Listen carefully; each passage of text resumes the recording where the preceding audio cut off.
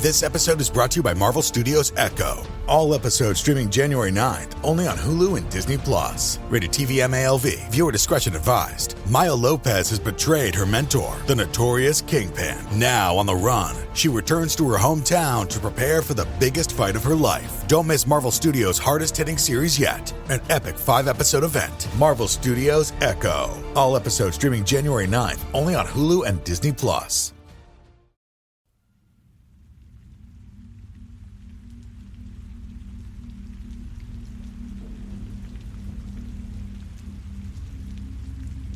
Hello, and welcome to the first Spotify exclusive episode of Scare You to Sleep. I'm your host, Shelby Scott. I had a heck of a day, my friend. I've been working meticulously all week on a very specific story for today for the big launch, and I went to put some finishing touches on it, and bam! My software got hit with some sort of bug and the files crashed and became unrecoverable. All of them. Please don't write to me and tell me I should save more often. It was not an issue of saving. I am a very impulsive saver. I save every 15 minutes, if not more. Usually whenever I do something important in the file, I save immediately. It was not a saving issue. It was a bug. Anyway. That's not what you came here for. I was just so sick about it, though. I even did a Facebook Live and an Instagram story sharing my disbelief with those of you who follow me on social media. So if you want to know a little bit more and kind of get an image of what I was working with, check Facebook Live for the next 24 hours. Instagram stories for the next 24 hours and Facebook Live, I believe, anytime. I think I shared it to the group, so it's there. C'est la vie, though.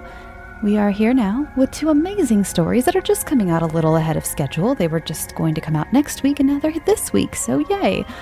Don't worry, I will completely rework that lost one that I lost today.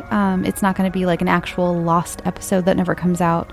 I just need it to sit in the corner for a little bit while it thinks about what it did. And I will have it for you just at a later date.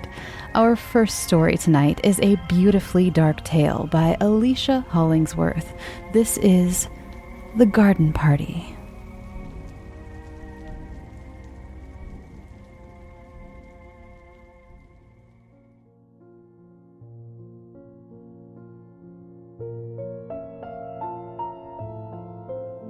He found her to be enticing.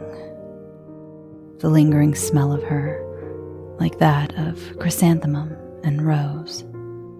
A deep, earthy vibrancy. He reached out his pale hand toward her cheek, brushing it with a delicate precision. She was a powerless bulb in his hand, dancing her eyes from his, a pooling blue, and back to the floor, with a blushing of her brushed cheek. He smiled coyly, inviting her to indulge in his alluring charm, while rising from his seat across from hers. "Shall we?"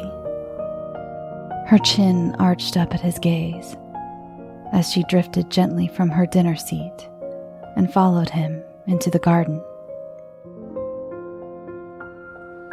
They met in a cafe, a comfortable place that he frequented in order to watch the people pass through. No one ever raised an eye at his quizzical posturing of their behavior, but many at his intensity and reserved manner. He liked to leak mystery from his eyes, his hands, his silence, and both women and men alike would glance, then stare, as he played his flirtatious game, meeting their curiosity with a nod. He liked to invite them into his world with kindness. He would lead with a compliment, placing his reading down on the table, facing his guest. She would reply with a bashful acceptance, as her eyes glanced down at his book. So, you enjoy botany? How silly of me. Of course you do. You wouldn't be reading about it if you didn't, I mean. She would stutter. He would ask her about herself, let her drown in her words about the life that she was so proud of living. Drinking them in, he would empathize and lead the game into another encounter at a later date. I'm so sorry. I've just been going on and on about myself. You're just so easy to speak with. Allow me to oblige you and agree to your invitation. He would invite her to dine in his house, making heavy hands of the wine before ushering her home with a single kiss of the cheek. He would send a note with a single flower, saying how this beautiful thing reminded him of her. She would swoon and pine and ache and plead with herself that this may be what the tales of her childhood called love.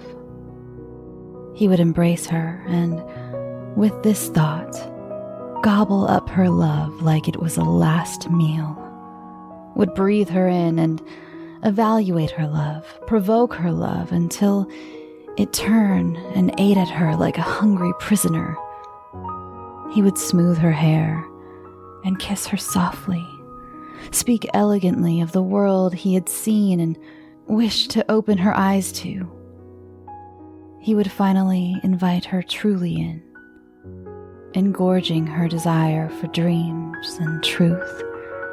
Take a walk in the gardens that surrounded his estate, gardens that he explained were his first love, that he cared for like a dutiful husband. Entranced by the weaving rows of flower and bloom, his gentle and deeply serene character, her smile would widen and open her up as a vulnerable sacrifice. She would allow him to encroach, to breathe her in, to let his fingers trace in a steady trust, a trust he had earned. He would lead her to bed, and she would allow it. She woke in the midst of the night, hazy from sleep, from love, from the luscious scent of the gardens floating in through the open window. The bed engulfed her in comfort, and she turned her head toward her gentle and only lover. Stiffly, she twitched, seemingly stuck in the bounty of the sheets and duvet. She used what strength she had left to reach out to him. She must be mistaken, as her wrist still lay caught. She writhed, only to find the sheets had also caught her other wrist, her ankle, her other ankle. Was she dreaming? She asked the bulk that lay next to her to help, but she seemed to be tangled. But it made no reply. It lay there silently as she struggled, her limbs contorting. It lay there as she screamed. It lay there as she kicked and beat and revolted against what held her captive. It lay there till she laid still, exhausted from the horrible dream, until the dream became daylight. The bulk remained dormant until it rose, bathed, and dressed, and didn't leave until its pale hands gently caressed her cheek. The fingers moved like silk towards her lips, where they parted them and injected the most lovely scarf she had ever touched. He left her there, a thrashing bundle on the luxurious sheets, writhing and weeping and opening her up as a vulnerable sacrifice. He loved his garden. He tended to it each day with a delicacy and birth of knowledge that had been noticed by both hobbyists and scholars alike. He had been able to grow the most decadent bouquets over the years. Flowers ablaze and healthy greenery dominated his winding maze of a garden. In the middle was a clearing with elegantly placed white wrought iron tables, a gazebo, and a pond filled with speckled koi fish for entertaining. Each section of the garden was distinct and given a lovely name on which patrons who visited could feel the love and connection to the land, but not the same way he did. Today, he was tending to the Dolores area that had just seen its first season in bloom. Just to the left of the Dolores lie a cleared parcel of land, newly soiled and patiently awaiting its first planting. As someone as refined as he was, he enjoyed the ritual of planting. It required a side of him that many people just do not have or understand.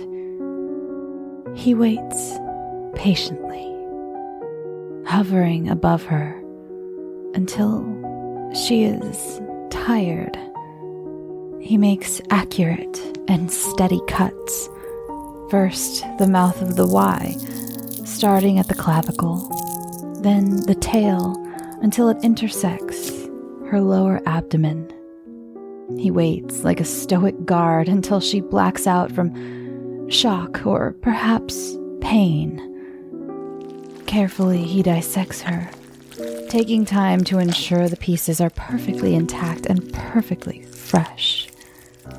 One by one, he removes what he has waited for. The seed of love he planted, watching it grow, nurturing it, watering and feeding her needs, and now he takes for the harvest. The bounty is ushered down in his soiled hands to the garden, where he tills the wet fertilizer into the fresh plot he has prepared until the land is a plush indigo. The texture is that of a lovely rice pudding, and he is pleased with this process, and he knows it will be so lush come summer. The wrought iron table is adorned with soft cucumber sandwiches, pastries, and biscuits. The blue patterned teapot is simmering with leaves from Ceylon. Pouring the tea with grace, he lets it sit in the matching cup while he places a sweet on his tongue and pushes it inside to be devoured. He delicately brushes the sloped sides of the porcelain cup, lifting it gently from the seat on the coupled plate. Flanking him on each side sway the buxom petals and flora in all their comely lore. He breathes in, lithely admiring the wafted scent of chrysanthemum, knowing this was his prize, what he has waited for. Hey there, it's the new year. You've got mood boards and resolutions, and work is back in full swing, and you don't need any extra stress in your life. And Factor's ready-to-eat meal delivery takes the stress out of meal planning and sets you up for success in the new year. Skip the grocery stores, prep work, and cooking fatigue. Instead, get chef-crafted, dietitian-approved meals delivered right to your door, with over 35 meals to choose from per week, including options like keto, calorie smart, vegan plus veggie, and more. Plus over 55 weekly add-ons. You'll have a ton of nutritious and flavorful options to kickstart your resolutions. Forget frantic lunch preps and rush dinners. Factor's 2-minute meals are your secret weapon in the new year. Fuel up fast with restaurant-quality meals, all delivered right to your door. Factor now offers loads of snack options like breakfast, smoothies, juices, snacks, and more to keep me going no matter what's on the schedule. schedule. Skip the overpriced takeout trap. Factor is cheaper and way more delicious than takeout. Get chef-crafted, restaurant-quality meals delivered right to your door. They are ready to heat and eat in just 2 minutes, which means more time for you. Need a special occasion meal? Gourmet Plus is the perfect solution if you're looking for fast, upscale options done easily. When things get hectic, Factor is flexible. Change up your order every week with plans from 4 to 18 meals per week. Or pause or reschedule your deliveries anytime. Stress less over meal times in the new year. Factor's no prep, no mess meals free up time otherwise spent on shopping, cooking, and cleanup.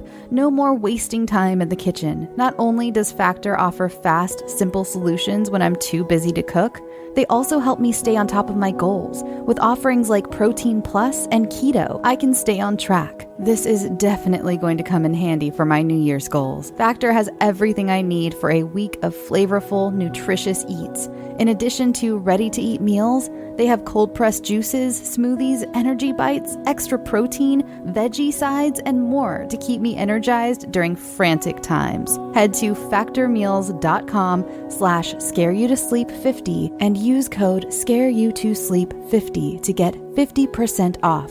That's code SCAREYOUTOSLEEP50 at factormeals.com.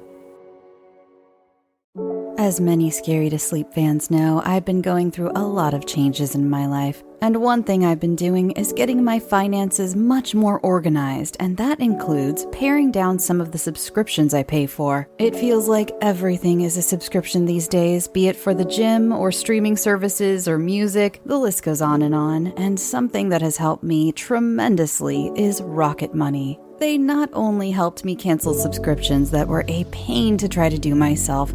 Have you ever tried to deal with some of these companies directly? It's just a headache. Rocket Money also alerts me when the subscriptions I did keep go up in price, giving me the ability to weigh my options and keep those little extras that add up oh so quickly in check. Rocket Money is a personal finance app that finds and cancels your unwanted subscriptions, monitors your spending, and helps lower your bills. I can see all of my subscriptions in one place, and if I see something I don't want, I can cancel it with a tap.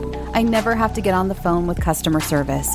Rocket Money has over 5 million users and has helped save its members an average of $720 a year with over 500 million in canceled subscriptions. Stop wasting money on things you don't use. Cancel your unwanted subscriptions by going to rocketmoney.com/scareyoutosleep. That's rocketmoney.com/scareyoutosleep. rocketmoney.com/scareyoutosleep.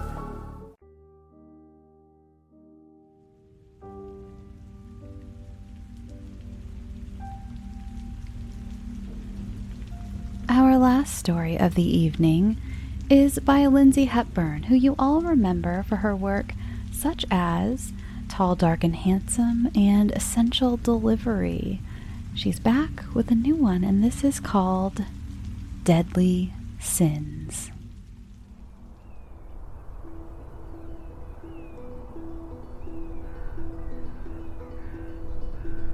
She zipped up her knee-high, appropriately worn-in camel riding boots, tied one more loop of her cranberry-colored, chunky infinity scarf over her cream cable-knit oversized sweater, and debated between a knitted toque with a fur pom-pom or a wide-brimmed boho hat. The fedora matched her boots perfectly, so she positioned her loosely curled blonde ombre hair and put the hat in place. One last look in the mirror, and she was ready to go. It was going to be a perfect day to get some photos for the gram. She was already anticipating how many likes she was going to get. This may even push her into the influencer status. She so desperately wanted to have that little blue check mark next to her handle like Becky. Becky with the good hair and good teeth and cute clothes and all those followers. Okay, she could admit that she was a little envious. She waited on the front porch for Samantha to pull up. Once she finally did, 32 minutes late, she might add, She climbed into Samantha's 10-year-old, not well-maintained shitbox. It stunk like old fried foods and a tinny smell somewhere between B.O. and hamburger. Samantha was in a pair of baggy old jeans that looked as if they had not seen a washing machine in some time, and a black nondescript hoodie. Samantha's somewhat dirty hair was pulled up in one of those messy buns that she herself could never quite pull off. She looked at Samantha with a glint of envy and annoyance. Samantha was just so effortlessly beautiful, even if she was a slob. 45 minutes later, they pulled into the parking lot of Orville's Orchard and Pumpkin Pickin'. She was glad to get out of the car and breathe some fresh farm air. Samantha got out of her side, and along with her came an old fast food wrapper stuck to her shoe that Sam kicked under the car. "You're a disgusting sloth," she said, to which Samantha responded with an eye roll. She was going to make a fuss for Samantha to pick up the wrapper when she caught sight of the man who had just pulled in beside them. This blacked-out Mercedes pulled in way too fast, cutting off the older model Subaru as it was trying to get the same spot. The woman in the Subaru yelled something, but she didn't pay much attention. She was laser-focused on him. Hakeem was, in one word, gorgeous. His raven black hair was cut short on the sides and longer on top, but slicked back in a sort of retro 50s style look. He wore a pair of blue jeans that were so tight she would be surprised if he could walk. Hakeem looked into the mirror to take a glimpse of himself, and the Carly Simon song "You're So Vain" her mom used to sing came to the top of her mind. She did not care that he was totally into himself. She was into him too. She thought about standing next to him in the pumpkin patch and how many likes she would get with him in her stories, and she practically started drooling on the spot. Hakeem took a final look in the mirror, sent a quick, sarcastically charming smile to the woman in the Subaru, and started walking, swaggering, towards the front entrance. Sabrine, the woman in the Subaru, was seeing red. Sabrine felt like she had been cut off from every arrogant, self-entitled man she had ever had the displeasure of crossing paths with.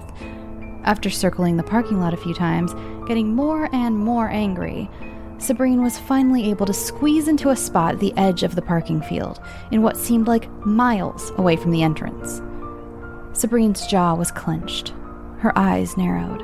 She rifled through her purse and found a Zoloft. Sabrine popped it into her mouth and crunched it between her teeth.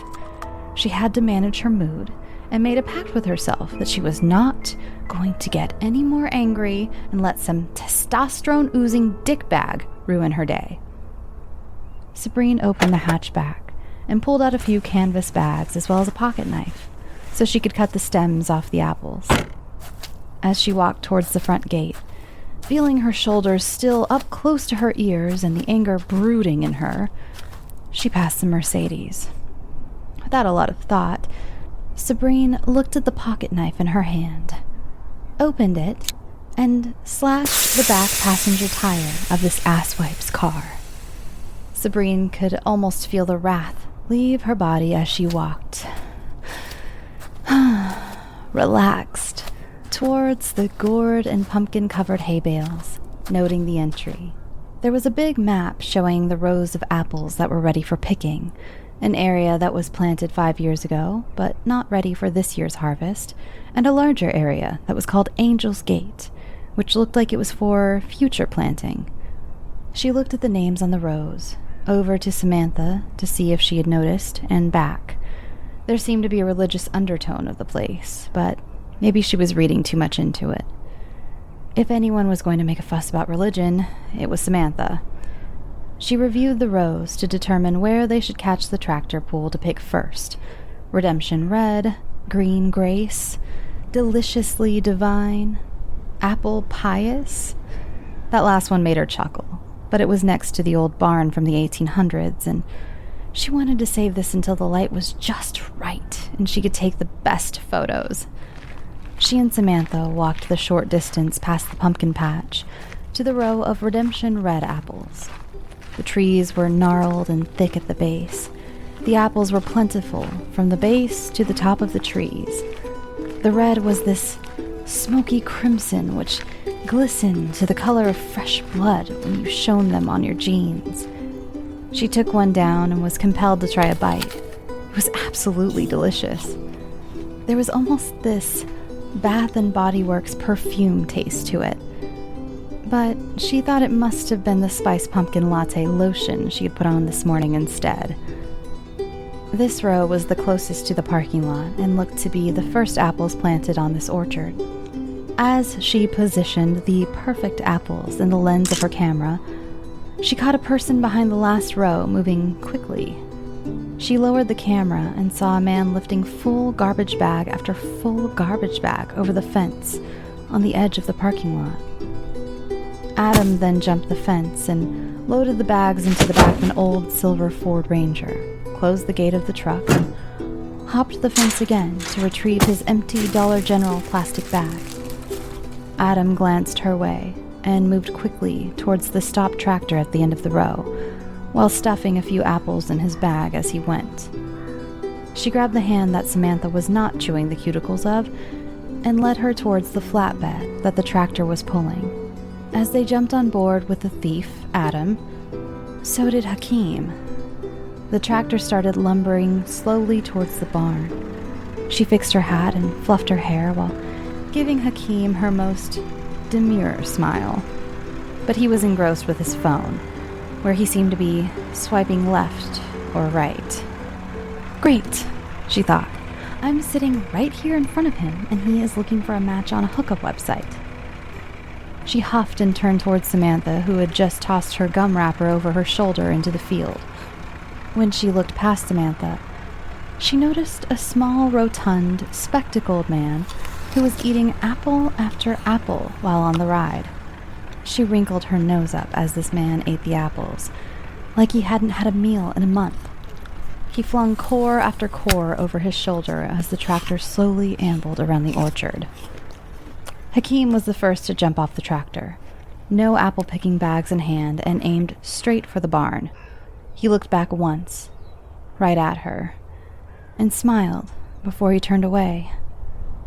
She almost melted. She told Samantha that she wanted to explore the area for the best location and lighting for photos, and that she should be back. Samantha could have cared less and sat on the ground next to the bags of apples.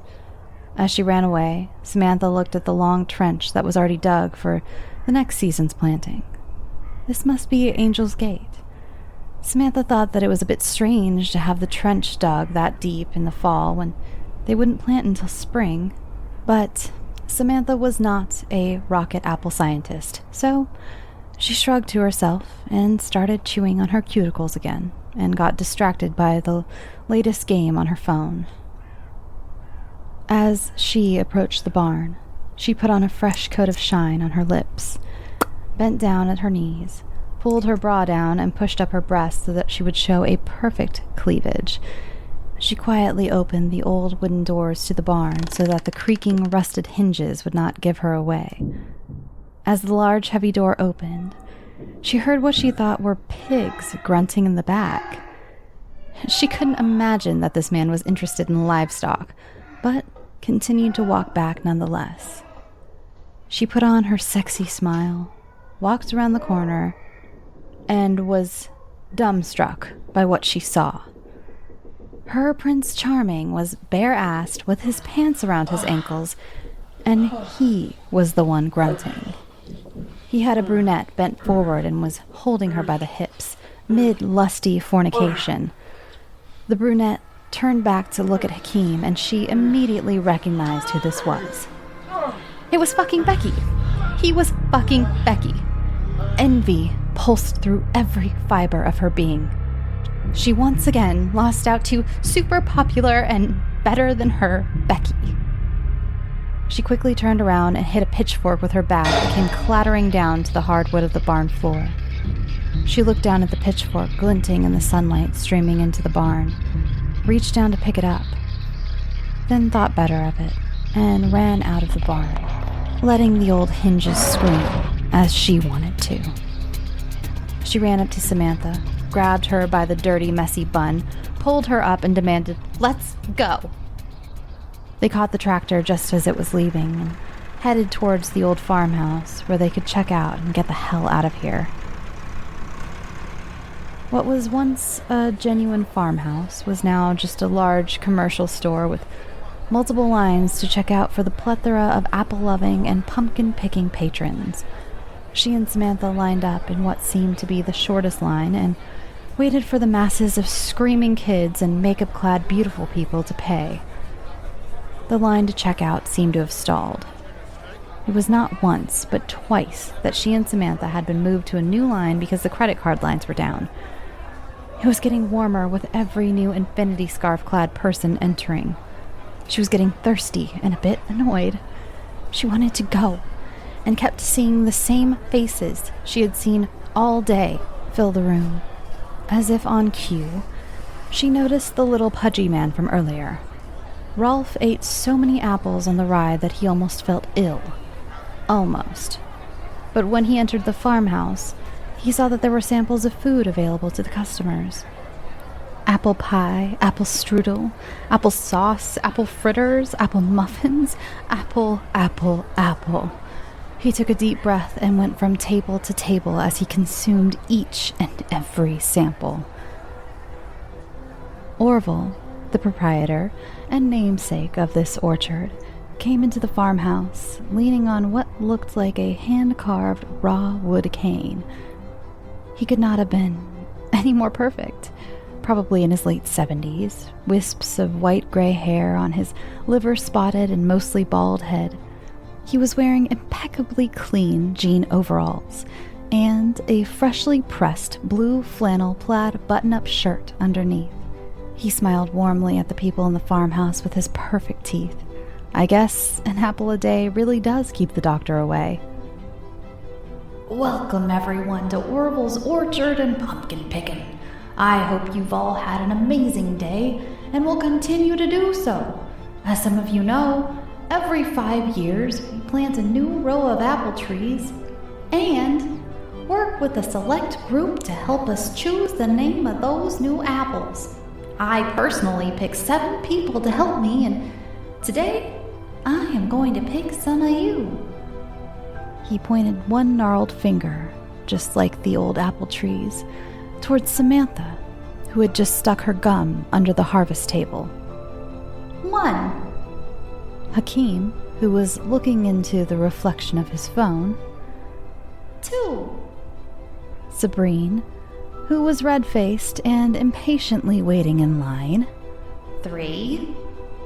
Rolf, who was mid-action of putting pie into his pie hole. 4. Becky, who was still flushed from her tryst in the barn. 5. Adam, with his impossibly small bag of 5 apples. 6. And herself. And you make 7, dear. The 7 of them, somewhat reluctantly, followed the slow-walking man from the farmhouse into the smaller building adjacent to the parking lot. He led them into this cozy little building that was kind of a mix between a shed and a barn, and made care to seat them with herself first, then Samantha, Hakeem, Sabrine, who sneered at Hakeem when she sat. He blew her a kiss in return. Then Adam, Rolf, and Becky, who licked her lips as she looked at Adam.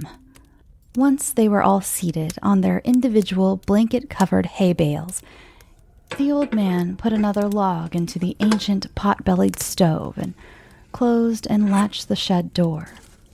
He then offered them some fresh pressed apple cider, saying it was an offering from the most recently planted trees and a tradition to share the first taste of the new crop with special guests every 5 years. They all accepted. She looked at the cloudy liquid. She was not a huge fan of apple cider, but didn't want to be rude. She took the smallest sip to be polite. The juice was like nectar from the gods, so sweet and syrupy that she quickly and almost aggressively drank the rest. Once each of them had finished their drinks, Orville started to speak.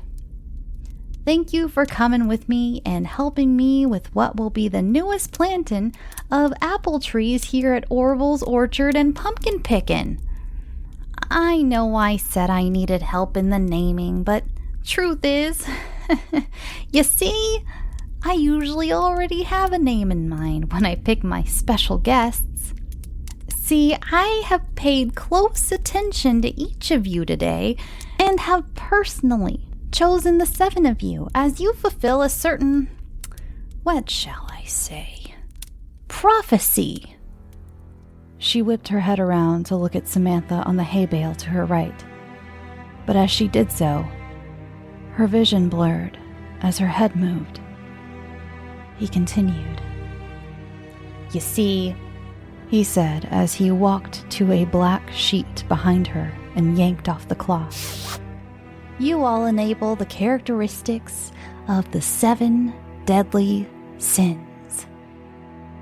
She moved her impossibly heavy head to look behind her and saw white scroll printing, like you would see on any of the blessed or thankful decor signs sold in any of those mass-produced big box department stores. The word envy appeared. Orville walked behind each of them and pulled down the black cloths to reveal sloth, pride, wrath, greed, gluttony, and finally, lust. Adam frantically stood up and immediately fell face first on the dirt floor. Becky tried to scream, but a white foam rising from her throat muted her cries for help. He continued. In 5 years from now, you will all be an integral part of the flavor and composition, or shall I say, decomposition, of the 7 newly planted, sinly delicious apple trees. She started gagging, looked to her right and saw that Samantha's eyes had bulged out of her bluish, bloated face, and then looked back at Orville. He smiled at her with his impossibly perfect teeth.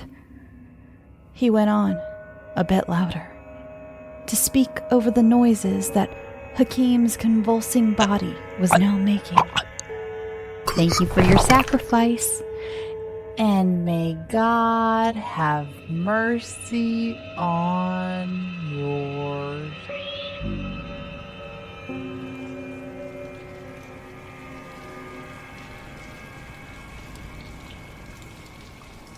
Thanks for listening. I really hope you enjoyed this week's stories as much as I did.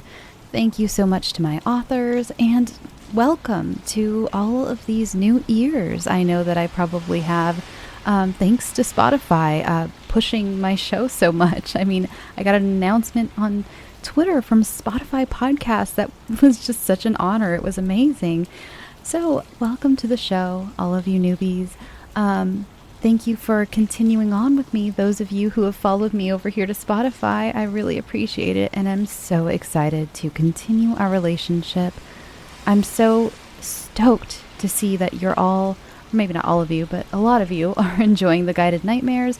I was really afraid to share them on my main feed for 2 years now because I thought that maybe they were too weird for most people, and it sounds like, or judging by the numbers anyway, you're all just as weird as me. So that's cool. So again, welcome to all of my new people. Thank you for all of those of you who have followed me over. And I'm just really excited for the future. That's all I have to say. Today was weird, and it was like the universe was testing me. Very much so. So I hope you enjoyed this episode. Follow me on Twitter, Tumblr, Reddit, Instagram, and you can join the Facebook group. Just answer the questions, please. Rosemary and I. Rosemary is my right-hand man in the Facebook group, and she rules with an iron fist. Not really. We are a lot of fun there. There's not a ton of rules. There are some rules, but not a ton. So yeah, come join us in any of those places. I think that's it. All right. I am going to go have a much, much needed bubble bath. I will talk to you all later. Go get some sleep. Sweet dreams.